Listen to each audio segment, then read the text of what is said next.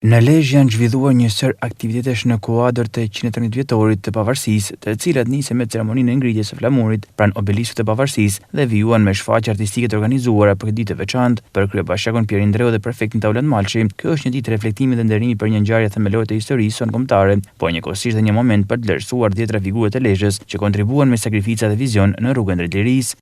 Është dita më e rëndësishme e këtij kombi, dita e pavarësisë.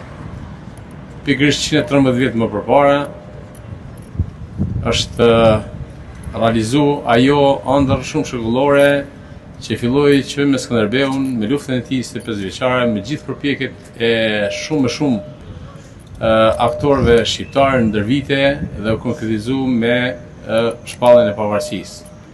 Ne në këtë 113 vjetor bëhemi si gjithmonë bashkë për ta celebruar këtë ditë si ditët, si thash, më të mëdha të këtij kombi, për të treguar mirënjohje, për të treguar nderim, për të treguar përulje, për të treguar se ne nuk harrojmë kurrë përpjekjet, sakrificat dhe gjithë çka bën Ismail Qemali, Luish Garakuqi dhe gjithë firmatarët e pavarësisë.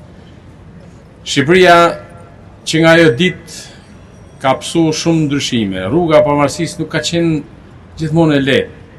Në rrugën për pavarësi ne kemi kaluar nëpërmjet luftave, kemi kaluar nëpërmjet përpjekjeve për zhvillim, nëpërmjet pengesave, por gjithsesi, sot gjithë ne jemi krenar se pikë pari gëzojmë lirinë dhe në këtë liri ne jemi munduar dhe po mundohemi çdo ditë të ndërtojmë një jetë më të mirë për qytetarët tanë. Në momenti që ne të kujtojmë idealet, sakrificat dhe vendosmërinë e atyre të burrave të dheut që me guximin e tyre besuan se ky komb dhe ky vend meritonte që të jetonte i lirë dhe sovran.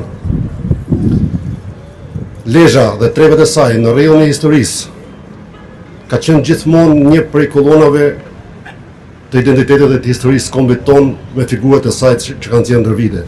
I pari ishte Gjergj Kastrioti dhe Skënderbeu. Po aq ne duhet jemi krenarë edhe për figurat e tjera që Lezhë dhe trepat tona kanë nxjerrë.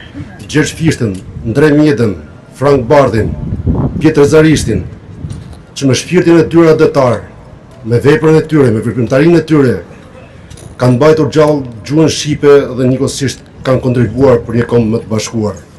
Për ditën e flamurit, Lezhë është veshur kuqezi me një dekor simbolik që pasqyron rëndësinë dhe krenarinë e kësaj feste për çdo shqiptar.